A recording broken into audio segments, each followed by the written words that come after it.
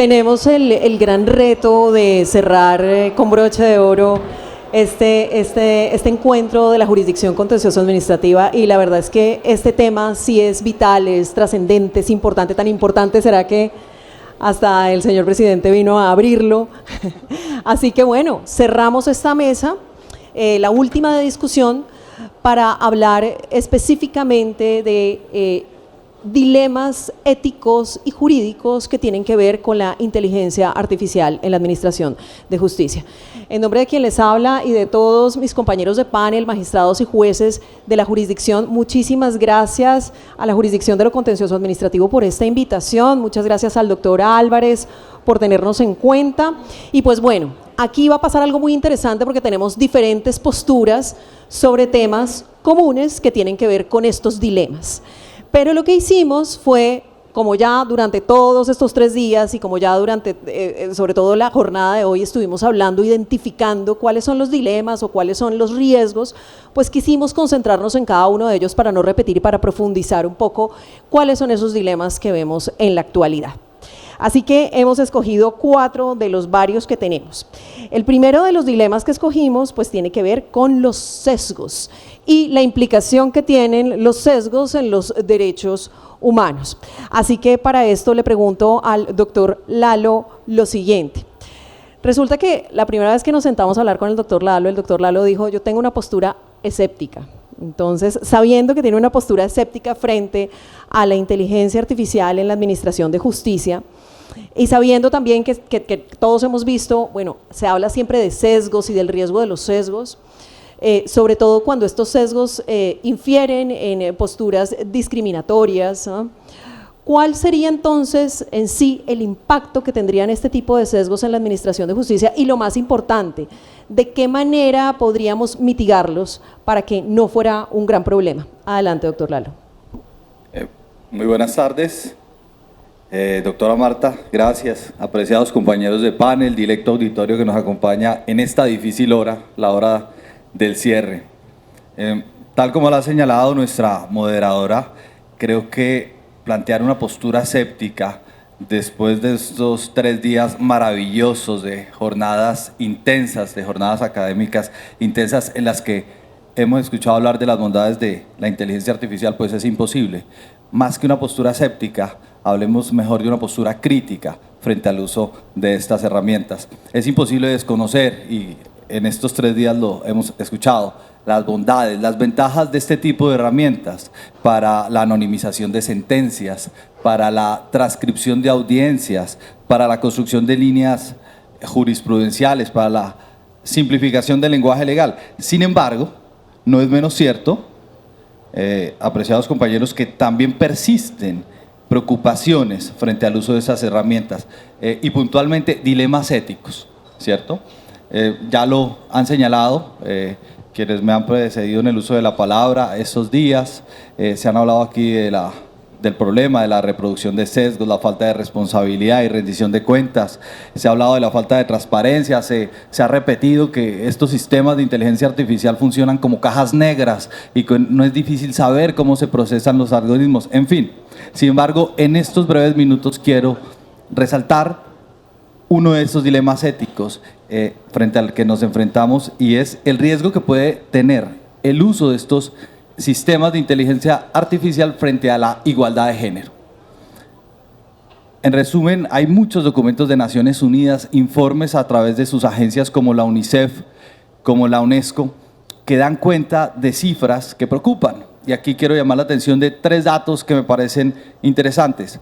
Primero, el predominio masculino, lo decía en el primer día, en las llamadas ciencias STEM, es decir, quienes están estudiando hoy ingenierías asociadas, carreras asociadas con la tecnología, la ingeniería, las matemáticas, ¿cierto? Y la ciencia. Hoy esas carreras las estudian hombres, no mujeres. Datos interesantes han señalado que hoy en día solo el 30% de las mujeres estudian carreras relacionadas con la tecnología. Un segundo dato, así como pocas mujeres ingresan a estas carreras, también menos mujeres hacen parte de la fuerza de trabajo de estas compañías de alta tecnología dedicadas al desarrollo de sistemas de inteligencia artificial. Hay un dato muy relevante y es que hoy solo el 30% de las mujeres trabajan en compañías de alta tecnología. Ojo con eso. Y un tercer dato, no solo es el predominio masculino en la fuerza de trabajo, sino que también estas agencias de Naciones Unidas han indicado algo que me llama la atención y es la posible misoginia, ojo con esto, la posible misoginia y la cultura sexista que impera en compañías dedicadas al desarrollo de sistemas de inteligencia artificial. Y han señalado que en estas compañías las mujeres tienen el doble de riesgo, el doble de probabilidades de abandonar sus trabajos, porque generalmente se ha dicho que en algunos casos opera una cultura sexista y esa misoginia. Esta brecha de género, ¿qué consecuencias tiene? Y aquí es donde quiero hacer la reflexión. Pues no lo está diciendo quien les habla, lo dice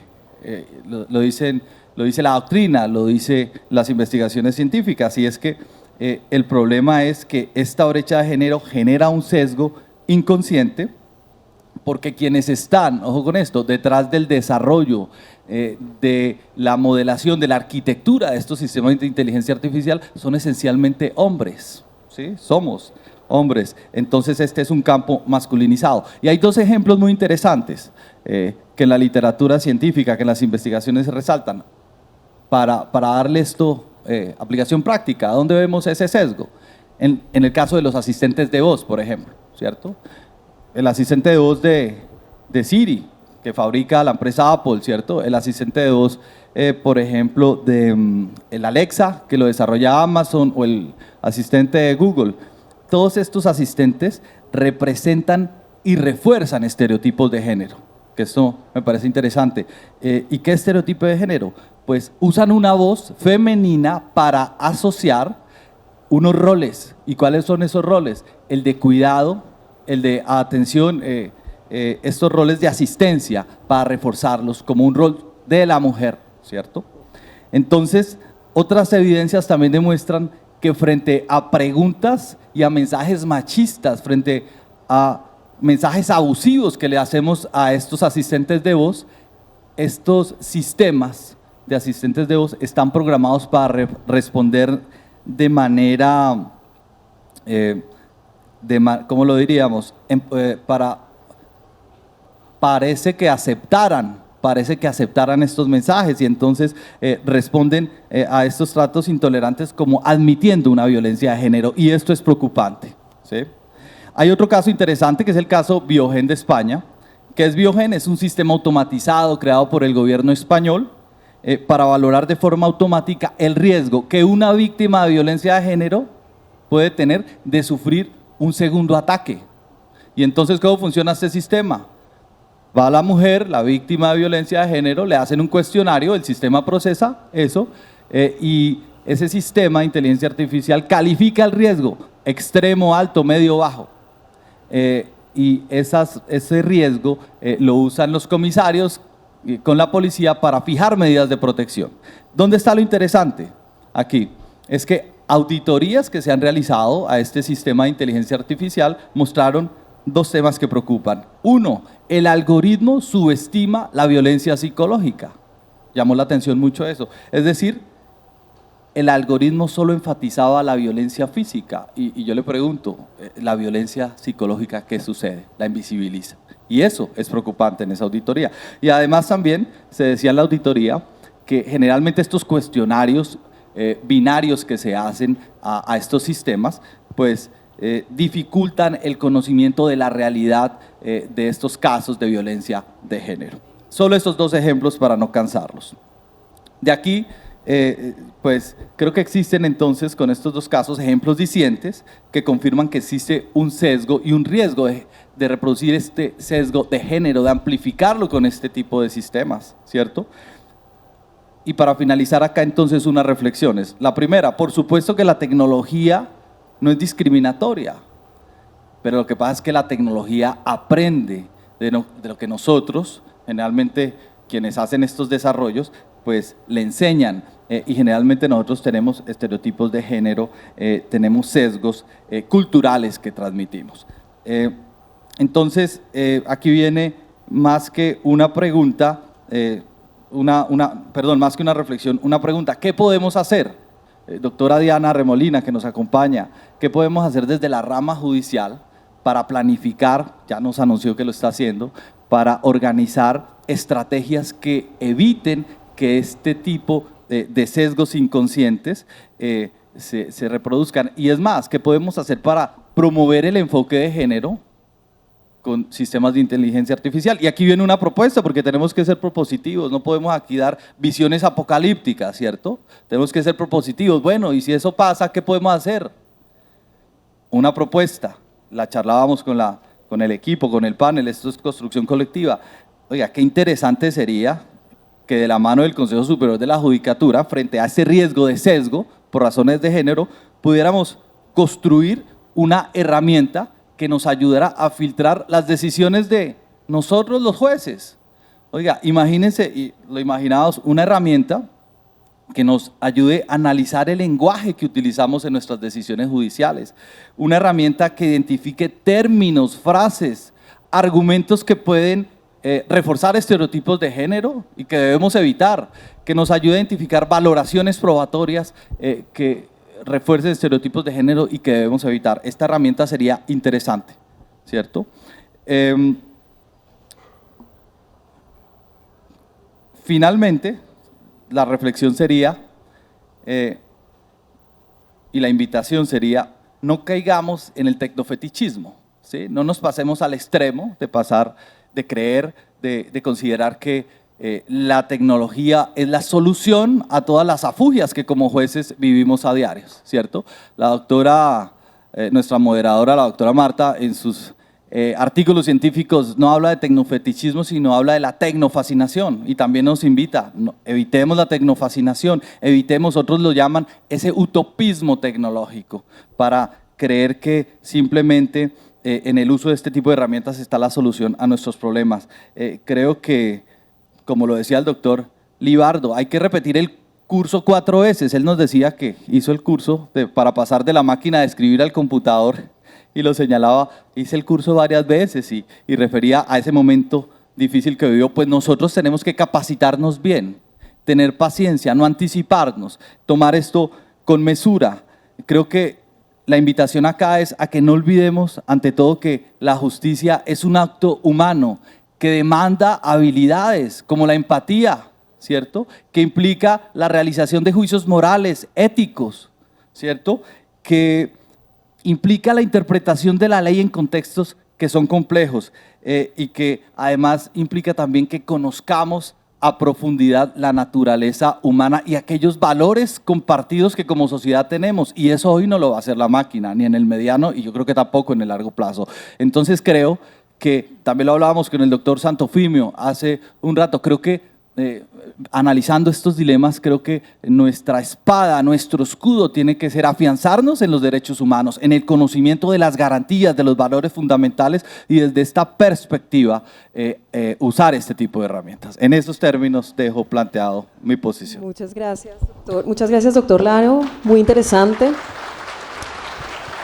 Y muy interesante, sobre todo porque los sesgos no solamente están en el humano que realiza el algoritmo y en el algoritmo, sino también muchas veces en los datos y en las estadísticas, ¿no? Muy interesante ese planteamiento, además esta proposición.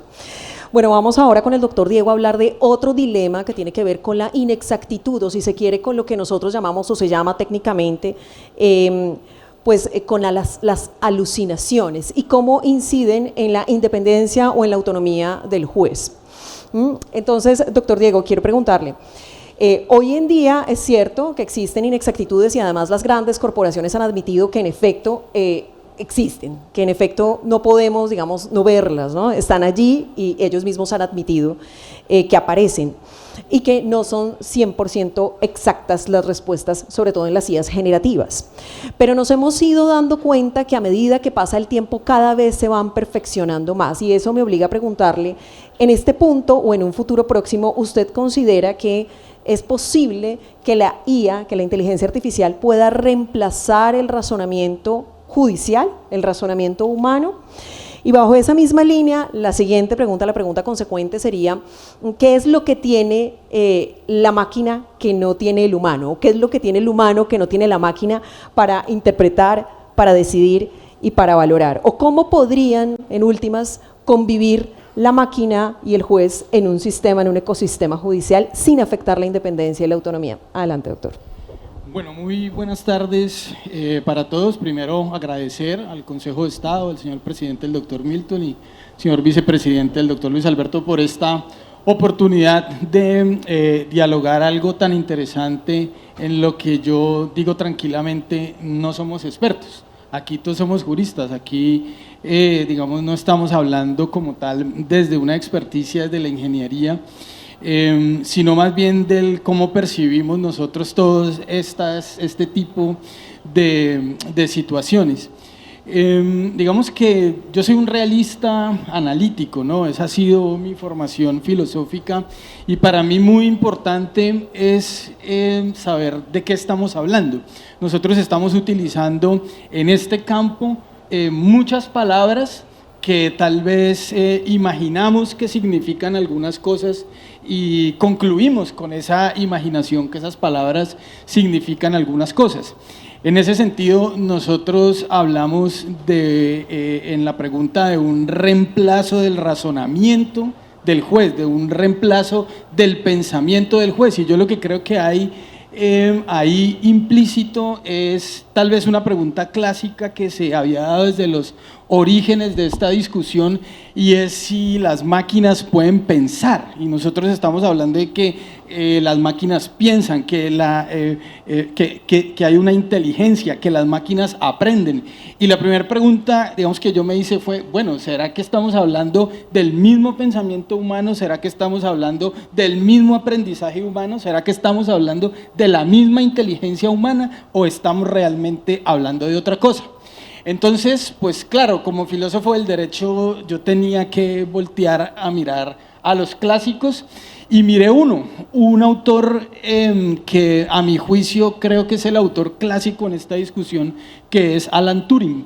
Alan Turing, digamos, tiene un artículo que se llama Máquina computacional e inteligencia. Yo creo que Alan Turing fue el primero en preguntarse públicamente si las máquinas podían pensar, y esto se lo preguntó en ese artículo de 1950, que yo creo que es un artículo que conserva vigencia en las discusiones que hoy tenemos y que hemos dado en estos 3 días sobre inteligencia artificial. A ese artículo lo anteceden 2 informes de laboratorio que elaboró Turing por allá en los años 40, uno en el 45 y otro en el 46, y en el artículo del 50 lo que hace es condensar esta cuestión. Y es sorprendente cuando uno se pone, digamos, a leer a Turing y se da cuenta que hay un concepto que es central y axial en la pregunta por si las máquinas pueden pensar, que realmente no es la pregunta que hace Turing. Ahora digo por qué. Porque de lo que se plantea Turing es la posibilidad de plantear un juego de imitación, ¿no? Eso está planteado en el artículo de Turing de 1950, ¿no? Es si es posible realizar un juego de imitación y a través de ese juego de imitación generar un test para tratar de observar, digamos, el pensamiento de una máquina. El lenguaje que utiliza Turing es un lenguaje de ficción, ¿no? Él habla de las posibilidades de ficciones convenientes para tratar de comparar, para tratar de observar ese juego de imitación entre lo que sería el cerebro humano y las máquinas, ¿no? y los computadores. Incluso que Turing desde esa época está hablando de algoritmos, cuando hablaba de las matemáticas de función y cuando decía que las comparaciones entre los computadores y los cerebros no podían hacerse a través de los sistemas eléctricos, porque eso era totalmente irrelevante, porque en todo juego de intercambio hay un sistema eléctrico y lo que se podía llegar a comparar, digamos, bajo la idea del juego de imitación, sería más bien a través de las matemáticas de función o a través de las funciones matemáticas, que es lo que hoy, digamos, se utiliza para el desarrollo de lo que denominamos algoritmo. Entonces, resulta que desde los inicios de la inteligencia artificial se está hablando con Turing de un juego de imitación. Y esto a mí me invita a pensar algo, y es que nosotros no estamos hablando de la misma inteligencia humana, no estamos hablando del mismo cerebro humano, no estamos hablando del mismo aprendizaje humano, sino que estamos hablando de ficciones, de un juego de imitación a través del cual la pregunta, ¿no?, se modifica, y ya no es si las máquinas pueden pensar, sino hasta qué grado fundamentalmente podemos lograr que las máquinas hagan un juego de imitación, que las máquinas imiten el cerebro humano, imiten la inteligencia humana, imiten el razonamiento humano. Bueno, digamos que si esto es así, si yo estoy en lo correcto y si he interpretado bien el artículo de 1950 de Turing, yo diría lo siguiente, yo diría que el poder judicial que sostiene la democracia, la función del juez que es determinante en una democracia, creo que no es justo que la dejemos librada a un juego de imitación. Y acá, digamos, la respuesta no puede ser que no se puede hacer que las máquinas reemplacen, digamos, al juzgador. Ya hemos escuchado que, de hecho, experiencias como en Estonia y en China lo hacen. Creo que la pregunta es si eso lo vamos a permitir, ¿no? Si eso lo vamos a tomar como un problema fundamentalmente ético que nos lleve a considerar todos los peligros de los que hemos hablado en estos 3 días, y cómo bajo nuestra responsabilidad, no solo como jueces, como magistrados, sino como ciudadanos, de construir el Estado de Derecho, de hacernos parte en la construcción de la democracia, si nos vamos, excúsenme esta expresión, nos vamos a zafar de esa responsabilidad porque unas máquinas pueden imitar nuestro cerebro, o porque una máquina puede imitar la inteligencia humana. Entonces, desde ese punto de vista y viendo el asunto desde un clásico como Turing, mi respuesta sería que aunque eso es posible, nosotros no deberíamos bajo ninguna circunstancia permitir que el fino oficio de administrar justicia quede sencillamente en manos de un juego de imitación. Ahora bien, la segunda parte, y es ¿qué le falta a las máquinas que tienen los seres humanos, que tienen los jueces? Yo diría que esa pregunta es una pregunta que va en la misma línea de la primera, y es una pregunta ya más especializada, porque lo que usted me está preguntando es nada más y nada menos algo que tiene que ver con lo esencial que es el pensamiento humano y con lo esencial que es la función judicial, que es interpretar el derecho y argumentar la decisión judicial en una sola palabra del razonamiento judicial. Eso es algo esencial en nuestras funciones. Entonces, digamos que ¿qué es lo que le falta a las máquinas que tiene el juez humano? ¿Qué es lo que le falta al juez robot que tiene el juez humano? Sentimientos, ¿no? Fundamentalmente sentimientos, ¿no? Y digamos que nosotros no podemos caer en una posición, digamos, virtualista o no realista, de pensar que los jueces y los magistrados se separan de sus sentimientos cuando toman una decisión judicial. Esa no es una posición sincera, esa es una posición que está parada en un falso dilema de objetividad.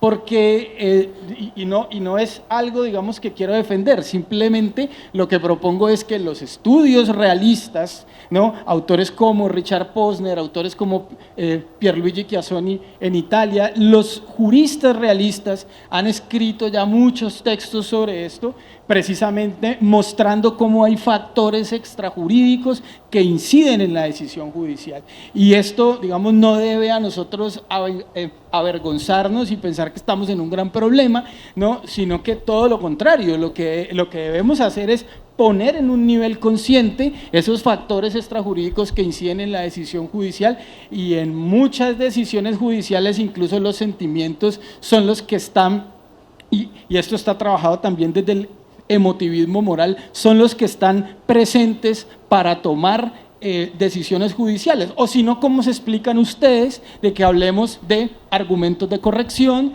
de que hablemos de la sentencia justa, de que hablemos de la buena o mejor sentencia? Esas palabras no se dicen solo por decir, ¿no? Es porque hay un criterio de lo justo en cada uno de nosotros, y ese criterio de lo justo en cada uno de nosotros radica fundamentalmente en nuestros sentimientos de justicia, radica en nuestras emociones. Las máquinas no tienen sentimientos de justicia, ¿no? Las máquinas, por más que digan que, entre comillas, a través de un juego de imitación puedan aprender, no van a aprender los sentimientos del ser humano.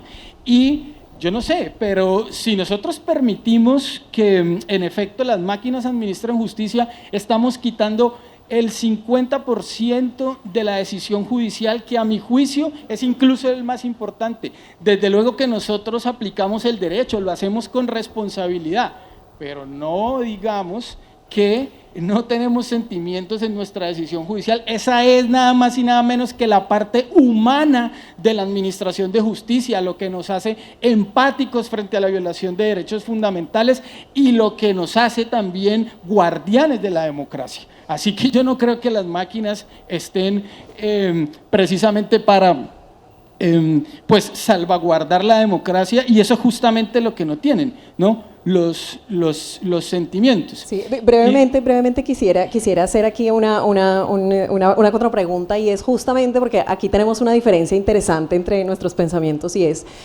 hay quienes afirman desde la postura, desde la orilla en la que me paro y en la que sostengo, digamos, toda la tesis que tiene que ver con el fin del proceso y el fin de la prueba, desde la postura racionalista del proceso y de la prueba. Pues lo que se dice es que justamente el sentimiento es aquello que puede generar más error en la decisión judicial, porque el juez que está movido por el sentimiento y no por la razón es el que tiende a caer en la percepción, ¿sí? O en aquella corazonada. Entonces quizá en eso, solo en ese punto, quizá la máquina sí tenga una ventaja sobre el razonamiento humano. No en todos, por supuesto, pero en ese. Entonces quisiera, a partir de la, digamos, postura filosófica del razonamiento probatorio, el razonamiento jurídico, del racionalismo como tal, que además sostiene Tarufo, que sostiene William Twining y que varios autores, pero más allá del argumento de autoridades, ¿qué opina frente a ese punto muy brevemente, como para tener en cuenta las dos posturas al respecto? Pues es que justamente, digamos, la postura racionalista lo que lleva es a construir esa falsa idea de objetividad. Es decir, quieren que nosotros seamos robots cuando somos seres humanos y estamos decidiendo asuntos humanos. Nosotros no estamos resolviendo una fórmula matemática, nosotros ni siquiera las posturas que han intentado racionalizar la idea de los derechos fundamentales con la fórmula famosa de Alexi, la fórmula del peso, ni siquiera el mismo Alexi piensa que esto sea una automatización del pensamiento. La fórmula del peso es argumentación que se ve justamente representada en algunos números, ¿no? Pero digamos que ahí hay un problema de reconocernos como seres humanos, porque si el racionalismo va a decir eso, entonces resulta que el racionalismo está olvidando qué significa pensar, ¿no? Resulta que pensar significa estar ahí, pensar tiene en su centro el desocultamiento del ser, como diría un filósofo existencialista como Heidegger, ¿no? Pensar no es solamente producir decisiones automáticas, sino que pensar es justamente estar ahí en el presente, en el pasado, ¿no? En el futuro. Esto nos permite, digamos, construir decisiones desde nuestros pensamientos.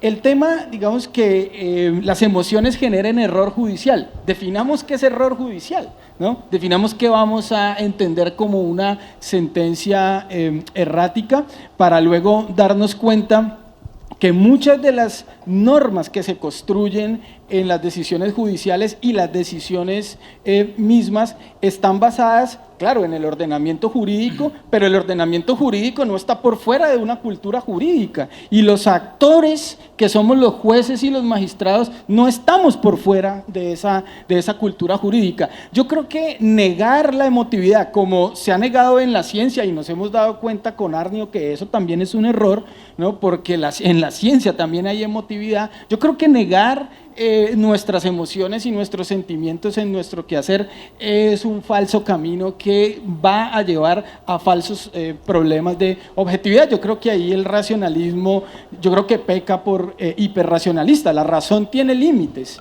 ¿no? La razón tiene límites. Bueno, pero sí, un minuto, había una última parte, solo para mencionar el tema de la autonomía y la independencia judicial.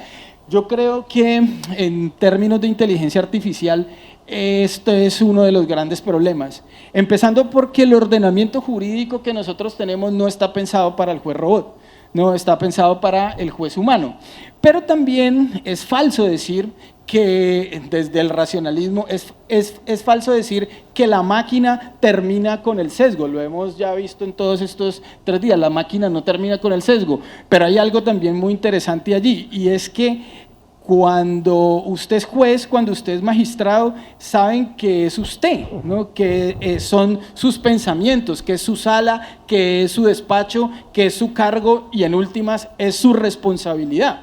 Pero cuando tenemos una función algorítmica, ¿quién programó esto? ¿Dónde está el programador? ¿Quién es el responsable de este asunto aquí? ¿No? Y hasta qué punto, ¿no? Esta persona que no sabemos quién es, o esta inteligencia que aprende y no sabemos de dónde, digamos, está realmente vacunada contra el sesgo, ¿no? Aquí por lo menos si hay alguien que toma una decisión sesgada, habrá un control que podrá tomar una decisión diferente y podrá controlar precisamente esa decisión.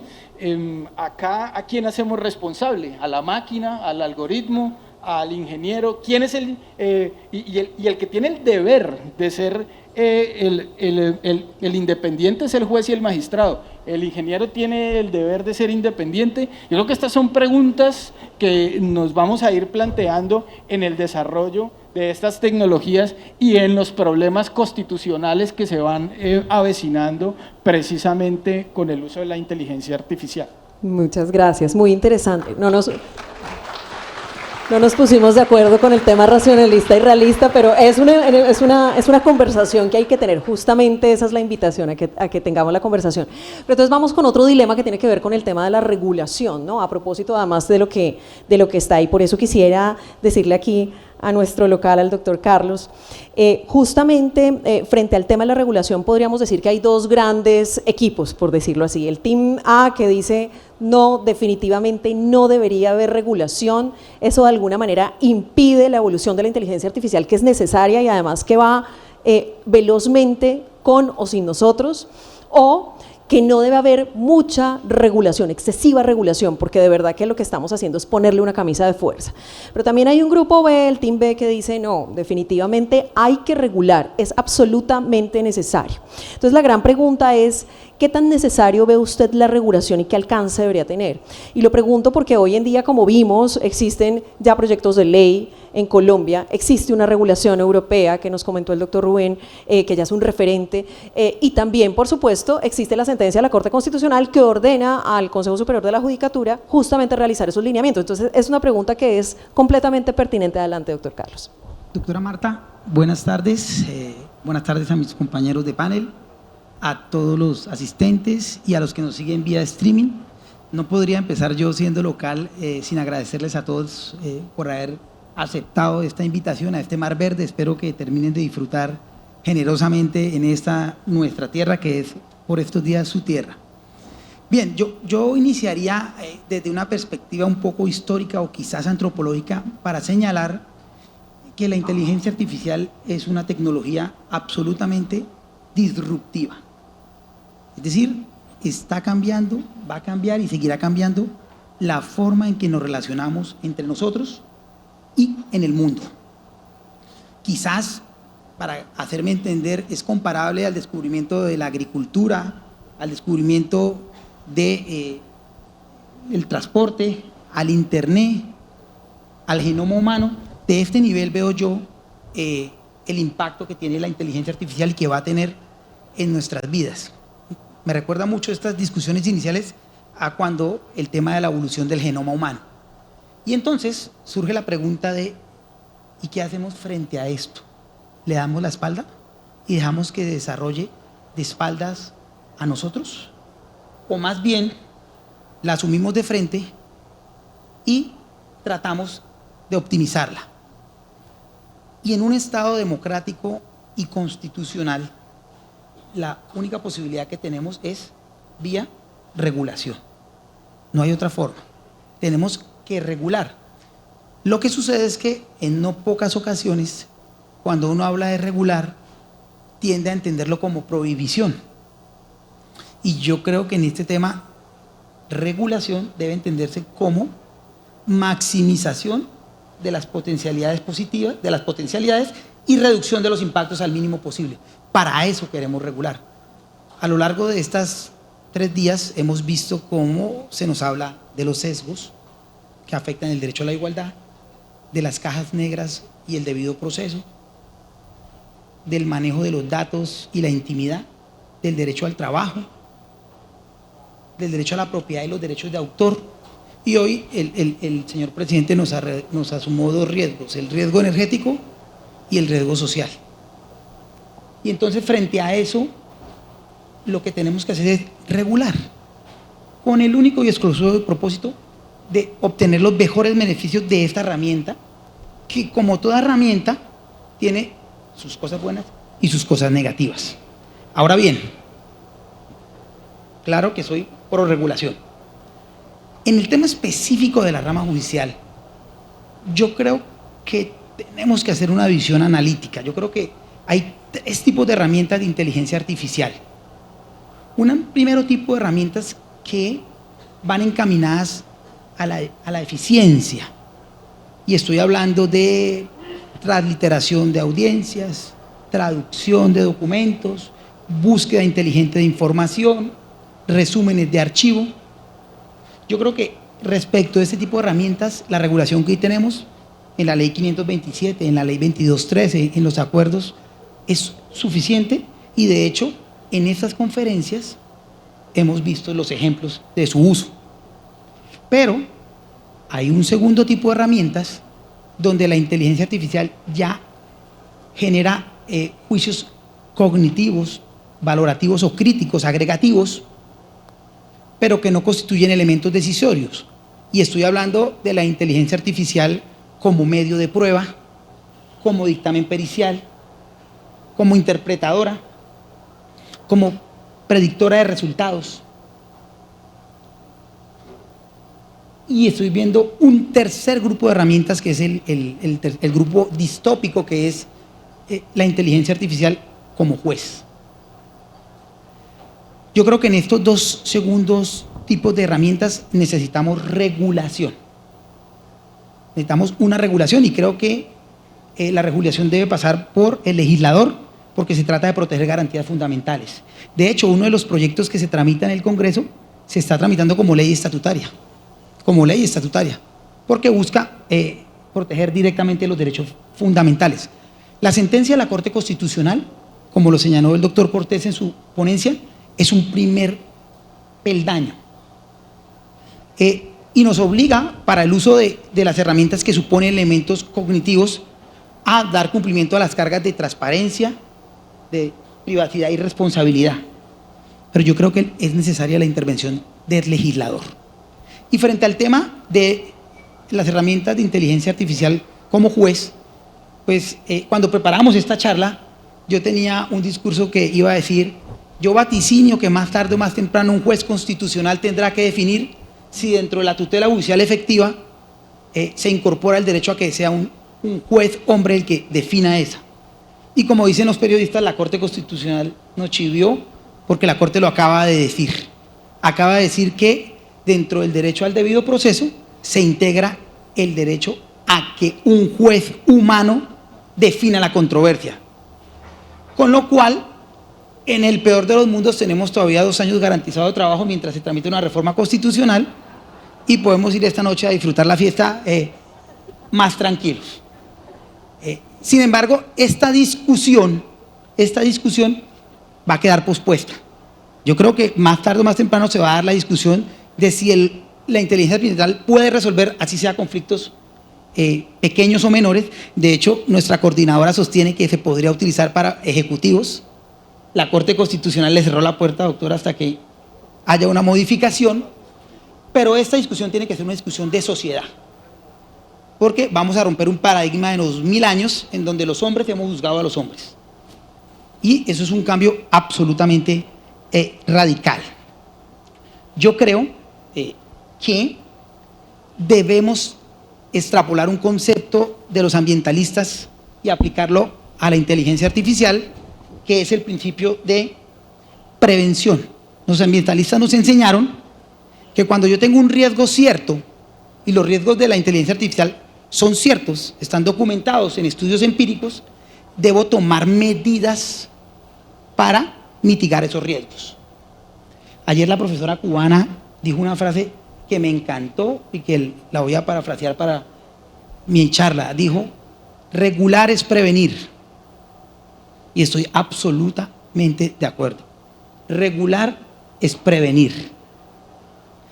Y eso es lo que tenemos que hacer. Y ese es el gran aporte que nosotros como juristas podemos hacer a este tema, porque tenemos la formación, tenemos toda la trayectoria en la regulación. Este va a ser nuestro aporte. En consecuencia, yo soy partidario, estimo necesario que haya una regulación. No pudimos ayer tener la charla del representante, pero hay varios proyectos andando, pero tienen diferentes enfoques. Bueno, y bajo esa línea de regulación que definitivamente usted dice es indiscutible, es indispensable, necesaria, ¿cuál sería el límite, no? Esa es la gran paradoja. Ok, regular, pero ¿hasta dónde? Bueno, digamos que si uno lee un poco de literatura sobre este tema, se han clasificado en 4 grandes enfoques los sistemas regulatorios de la inteligencia artificial. El primer enfoque es el que es fundado en los riesgos. Quizás es el enfoque predominante porque fue el adoptado por la Unión Europea. Ayer nos lo explicaron, que lo que trata es de establecer los riesgos en función de la inteligencia artificial y a partir de allí establece unas cargas según el riesgo con el único propósito de mitigarlas. Este enfoque es el predominante incluso en los proyectos de América Latina. Uno revisa los proyectos de América Latina que están en trámite y todos son más o menos una extrapolación del de la Unión Europea, con excepción de Perú. Hay un segundo enfoque, que es el enfoque de Perú, que es el enfoque principalista. Aquí el legislador no entra al detalle, sino es una especie de soft law marcado en una ley, en donde establece directrices generales, confiando en la autorregulación y el autocontrol de los desarrolladores. La ley peruana tiene ese sentido y hay 1 o 2 proyectos tramitándose en Colombia que manejan este enfoque muy principalista. Hay un tercer enfoque, que es, digamos, con el que yo tal vez más me siento identificado, que es el enfoque: nos interesa proteger los derechos fundamentales. Vamos a regular para proteger los derechos fundamentales de los impactos negativos de la inteligencia artificial, que indudablemente es el derrotero que siguió las directrices de la Corte Constitucional cuando delimitó las cargas a que ya hice alusión. Y un último enfoque, más didáctico, porque es un enfoque de mando y control, donde es el Estado quien asume todo el ciclo de la inteligencia artificial, y el ejemplo es China, en donde el Estado controla desde el principio hasta el final. No hay un enfoque purista, simplemente hay una tendencia mayor o menor de una regulación sobre otra. Ese debate es el que tenemos que dar, y estos foros son los foros en donde tenemos que discutir qué queremos para nuestro país. No es solo traer la legislación y aplicarla, porque hay condicionamientos locales. Por ejemplo, han hablado a lo largo de estos días de la importancia de trabajar con datos locales para evitar cierto tipo de sesgos. Yo creo que hay unos elementos que deben ser tenidos en cuenta en cualquier regulación. Uno, la calidad y protección de los datos. Tenemos que tener datos de calidad representativos de nuestra sociedad. Tenemos que incorporar un principio que se llama el principio del humano en el circuito. En cualquier fase de la aplicación o desarrollo de la inteligencia artificial necesitamos un ser humano que controle y que responda. Tenemos que incorporar un tema que se llama la saber visual y evaluaciones de impacto, que es hacer un análisis del impacto de la inteligencia artificial sobre los derechos humanos antes de que salga al mercado o se desarrolle, con el único propósito de establecer los riesgos y mitigarlos. Transparencia algorítmica, lo más complejo. Secreto comercial, interés público, ahí tenemos que hacer una ponderación. ¿Qué prima y en qué contextos prima? Un tema reservado al Estado que es control y auditoría permanente. En el proyecto de ley que va más avanzado, esto se le asigna a la Superintendencia de Industria y Comercio en Colombia.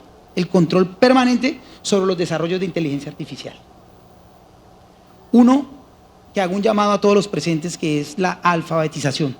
No podemos abordar un sistema de inteligencia artificial si no hemos recibido una capacitación para que sepamos qué estamos haciendo, cuáles son los riesgos y para evitar eso que llaman la dependencia tecnológica. Y finalmente, 2 puntos. Uno, establecer los desarrollos prohibidos. ¿Cuál es la línea roja que no queremos pasar con la inteligencia artificial? La Corte nos acaba de establecer uno, no sustitución del juez. Pero hay muchos más por definir. Y finalmente, uno muy importante, la regulación no puede asfixiar el incentivo del desarrollo tecnológico de la inteligencia artificial. Por el contrario, la regulación debe tender a generar motivaciones para el desarrollo de la inteligencia en un contexto de protección de los derechos humanos. De acuerdo, muchas gracias, doctor, muy interesante. Además, el doctor Carlos plantea algo interesante y es que también es una construcción colectiva, ¿no? No solamente de la autoridad, no solamente los jueces, incluso los litigantes. Hay que invitar a todos los actores pues, que hacen parte de todo este ecosistema judicial.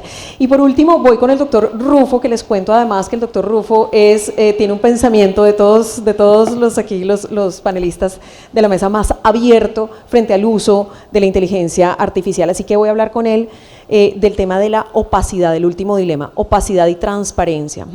Doctor Rufo, sabemos que la inteligencia artificial tiene límites y 2 de esos grandes límites son justamente la opacidad del algoritmo y también el hecho de que no conozco, no tengo certeza de dónde se extraen o se sacan los datos que finalmente son utilizados en la inteligencia artificial, ¿no? Esos son las grandes preocupaciones.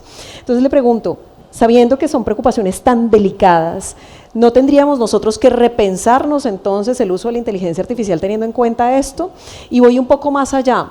¿Cómo hacer entonces para que en un proceso judicial se respete el debido proceso, el derecho de defensa, cuando no conozco cómo funciona el algoritmo?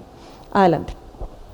Gracias, doctora Marta. Un saludo muy cordial al señor presidente del Consejo de Estado y a todos los honorables consejeros.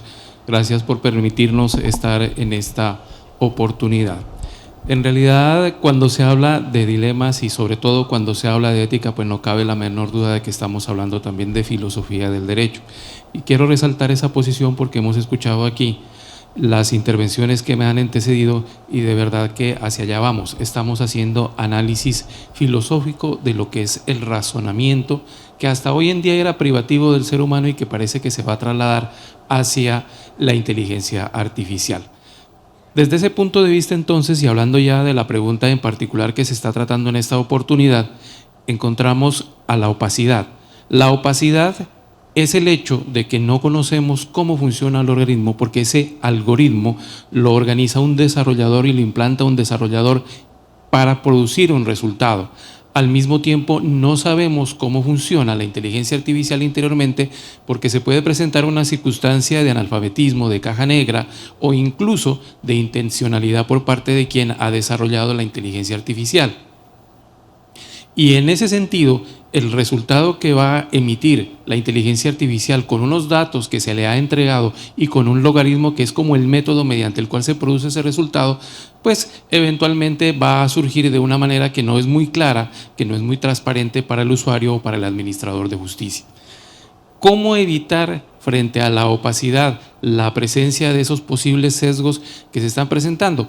Pues en primer lugar debemos considerar que la inteligencia artificial es un producto hecho por un ser humano. Y si es un producto hecho por un ser humano, los sesgos que presente la inteligencia artificial son exactamente los mismos sesgos que nosotros producimos cuando emitimos un pronunciamiento judicial o cuando adelantamos una actuación judicial. En ese sentido, entonces, si hoy en día nuestra preocupación es por obtener una respuesta que sea lo más objetiva y plausible posible al interior de un proceso judicial, pues lo que debemos hacer también es que cuando el desarrollador cree el algoritmo, cuando el desarrollador instale la inteligencia artificial, pues también observe los mismos principios y las mismas garantías que hoy debemos observar para efectos de la actuación judicial y del resultado que no es más que la sentencia.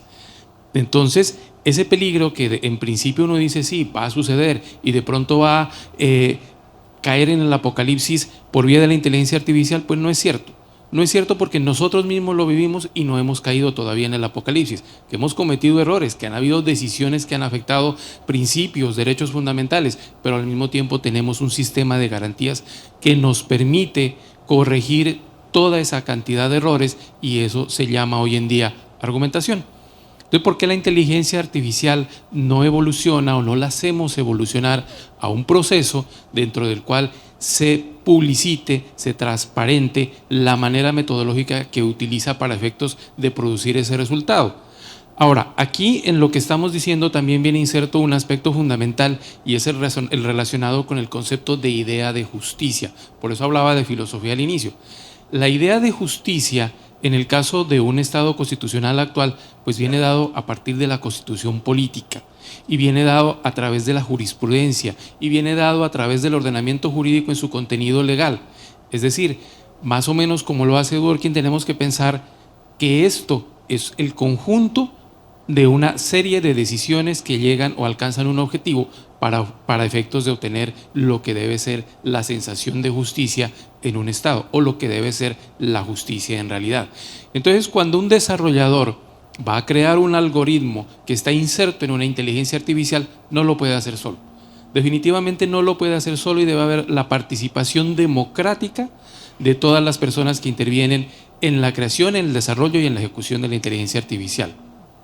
Y a partir de esa consideración democrática, pues no cabe duda que se puede crear un equipo interdisciplinario para efectos de que se intervenga en esos principios y se los pueda transparentar. Eso evita que desconozcamos cuál es la metodología, porque si a eso vamos, preguntémonos entonces cómo hace el juez en su interior para efectos de tomar una determinación y obtener una sentencia. Nunca lo vamos a saber.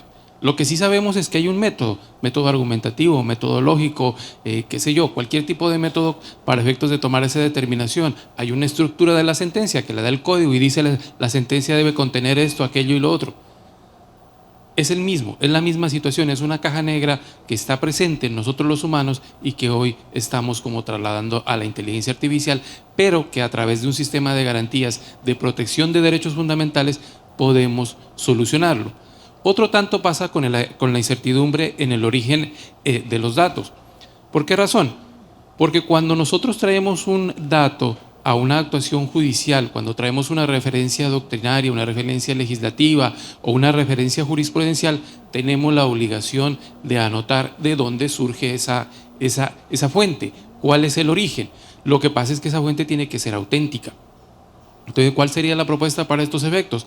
Pues que tengamos un sistema, algo así como un sistema de bibliotecas, en donde pueda decir yo acudo a esta biblioteca porque la biblioteca está debidamente certificada, la biblioteca me emite una información que es ya verificada por pares respecto de lo que ahí se haya anotado y con esa información la traigo a mi decisión a través de la inteligencia artificial para que se pueda hacer un pronunciamiento y que ese pronunciamiento tenga contenido de autenticidad, que tenga contenido de validez y que pueda ser contrarrestado. Porque cuando se sabe de dónde viene el dato, pues evidentemente el usuario puede decir ese dato o fue bien traído, o fue mal traído, o fue mal copiado, y en consecuencia el resultado y el método que se utilizó puede no ser concordante con lo que se está solicitando como usuario de la Administración de Justicia.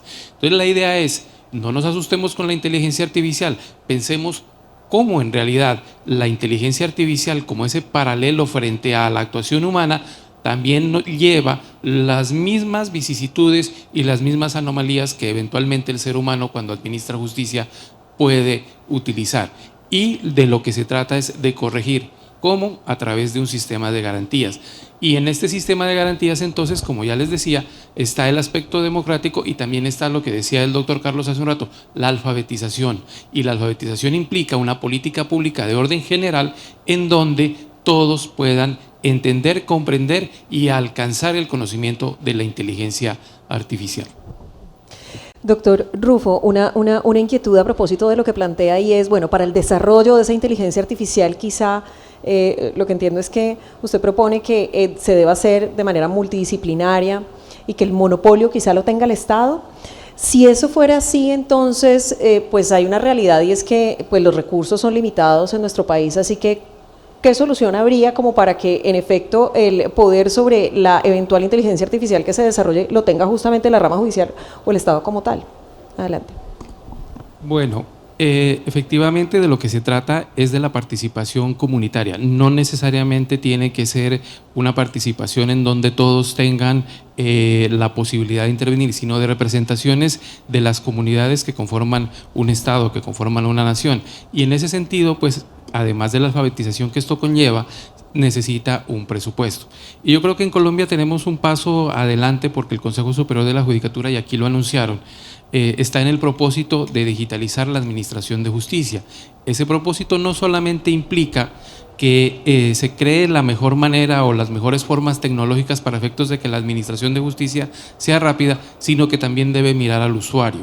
Y cuando hablamos de usuario, no solamente hablamos del usuario que es docto en la materia, sino también el que no conoce ni sabe nada sobre la inteligencia artificial. Esto obliga a crear una política pública general a nivel de Estado y no solamente al interior del rubro presupuestal de la rama judicial. Y en ese sentido, por ejemplo, y desde el punto de vista económico, se puede pensar en la disminución de aranceles, en la disminución de los impuestos para efectos de que la tecnología pueda llegar al usuario y todos podamos tener ese alcance y esa alfabetización para que tengamos la posibilidad de manejar adecuadamente la sensación de justicia, la idea de justicia o la justicia, si es que queremos ser perfeccionistas en ese concepto. Muchas gracias, doctor Rufo. A usted. Muy interesante.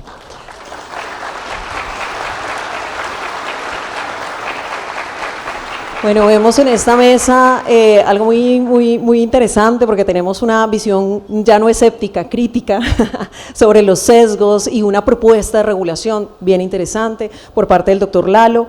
Tenemos una postura que llama, invita a la reflexión, a la conversación, al debate también desde la filosofía del derecho a propósito del juez autónomo y de la independencia del juez como tal en el razonamiento que realiza del doctor Diego.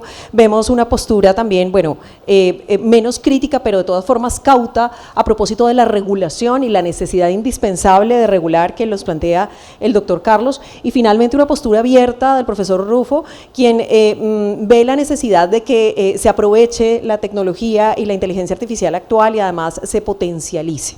Vemos entonces diferentes posturas frente a un mismo tema que tiene que ver con los dilemas éticos y jurídicos, y después de estos 3 días y teniendo en cuenta que hoy cerramos con este panel, pues uno podría aventurarse a decir que el gran dilema es si usamos o no usamos la inteligencia artificial en la administración de justicia.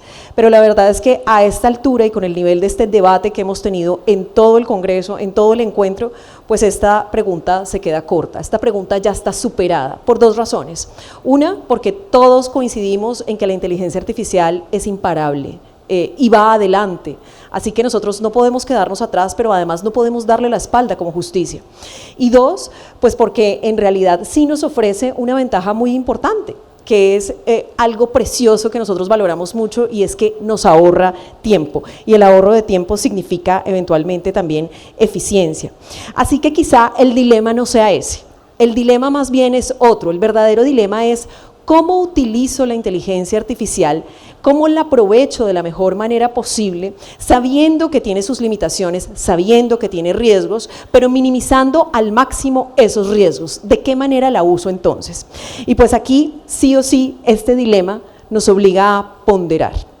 Pero para ponderar necesito, de un lado, ser consciente, capacitarme, es decir, necesitamos hacer estos espacios para que en efecto haya una conciencia de qué es la inteligencia artificial, qué límite tiene y demás, y por otro lado, explorar. Y esa exploración es muy importante porque esa exploración al final es exploración de alternativas. Luego entonces, si soy consciente que hay sesgos en la inteligencia artificial, cuando yo la vaya a aplicar a la administración de justicia, pues entonces puedo explorar ideas como, por ejemplo, lo que está ocurriendo ahora, que es el diseño de algunos nudges o algunos algoritmos antidiscriminatorios que se utilizan en las inteligencias artificiales.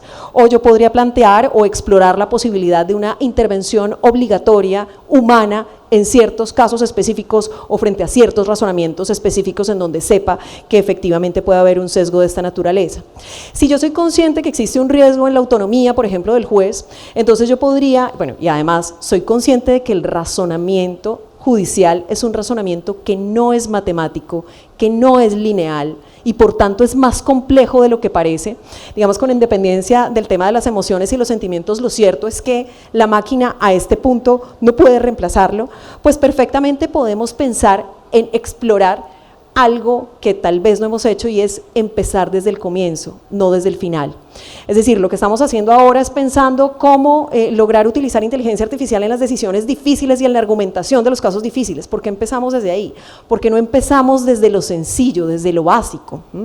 Y pues aquí yo reitero una posición que tengo, que está en las memorias del Congreso de Derecho Procesal del año pasado a propósito de los procesos ejecutivos y algunas decisiones que son de tipo reglado, que son de tipo mecánico, que ocurren en los procesos ejecutivos y que ya deberían estar sistematizadas. Algunos le llaman inteligencia artificial clásica, otros le llaman automatización. Lo cierto es que una suerte de automatización, incluso mezclada con inteligencia artificial, como lo hemos visto acá, podría ser una excelente solución para evitarnos esas tareas que nos quitan tiempo y que además no nos dejan concentrarnos en lo que realmente necesitamos, que es hacer un razonamiento en esos casos difíciles, por ejemplo. Es decir, este sería el momento para empezar a pensar en automatización, además de utilizar inteligencia artificial que ayude a esa automatización, como ocurre hoy en día con los procesos ejecutivos en Costa Rica. Pero si yo soy consciente, por ejemplo, de que hay riesgos de inexactitud, y sé que es un problema de dónde provienen los datos, pues bueno, yo puedo explorar lo más importante acá, y yo creo que esta podría ser una gran recomendación, y es crear nuestra propia inteligencia artificial en la rama judicial.